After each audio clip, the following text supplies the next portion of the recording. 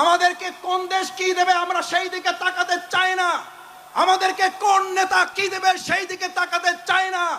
আমরা আল্লাহর ওই করুণা, ওই রহমত, ওই দয়া অনুগ্রহের দিকে তাকাতে চাই, যে ইসলাম এবং সৎ দক্ষ যোগ্য নেতৃত্ব প্রতিষ্ঠিত হলে আল্লাহ সুবহানাহু ওয়া তাআলা ঘোষণা দিচ্ছেন, আসমান এবং জমিনের বরকতের দরজা যদি খুলে যায়, পৃথিবীর কোন শাসক নেই বাংলাদেশকে দাবিয়ে রাখতে পারবে। তাহলে আমরা আমাদের আজকের বাংলাদেশে যদি সোনার বাংলা করতে চাই, তাহলে আমরাও আমাদের এই কোরআনের আলোকে এই লোকগুলোকে সোনার মানুষে পরিণত করা যাবে, নাকি আমাদের মত দিয়ে মানুষের তৈরি করা তন্ত্র মন্ত্র দিয়ে তাদেরকে পরিবর্তন করা যাবে? যদি সোনার বাংলা করতে হয় তাহলে আল কোরআন দিয়ে করা যাবে, নাকি মানুষের তৈরি করা মতবাদ দিয়ে করা যাবে? যদি কোরআন দিয়ে করা যায় তাহলে সেই কোরআনের বাণী আজকে শুধু শুনবো না, সেই কোরআনের বাণী আমরা সংসদেও পাঠাবার ব্যবস্থা করব ইনশাআল্লাহ।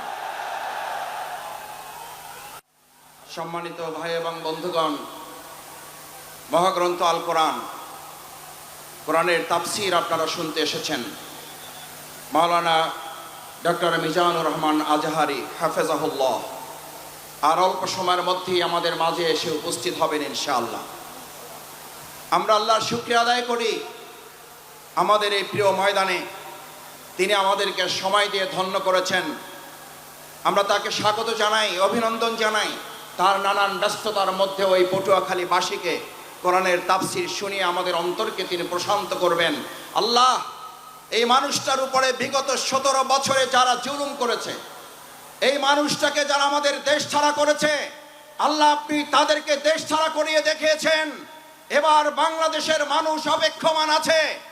আর যদি ভবিষ্যতে কোনো আলেমের সাথে বেয়াদবি করা হয়, আর যদি কোনো আলেমকে নিয়ে তুচ্ছ তাচ্ছিল্য টালবাহানা করা হয়, মহাগ্রন্থ আল কোরআন এবং ইসলামকে নিয়ে যদি আর কেউ টানাহেস্র করেন, তাহলে তার চেয়েও করুণ পরিণতির জন্য তাকেও অপেক্ষা করতে হবে।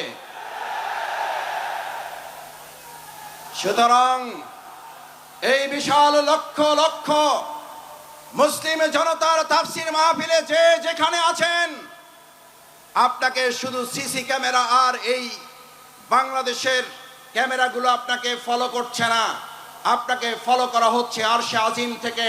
হাজার হাজার লক্ষ লক্ষ ফেরেশতা এই সুন্দর মাহফিলকে বেষ্টন করে আছেন। আপনার প্রত্যেকটি কর্মকাণ্ড আরশে আজিমের ক্যামেরায় বন্দী করা হচ্ছে। আমি আশা করব আমাদের শ্রদ্ধেয় প্রধান অতিথি শেষ পর্যন্ত তার বক্তব্য অত্যন্ত শান্ত শিষ্টভাবে ধৈর্য ধরে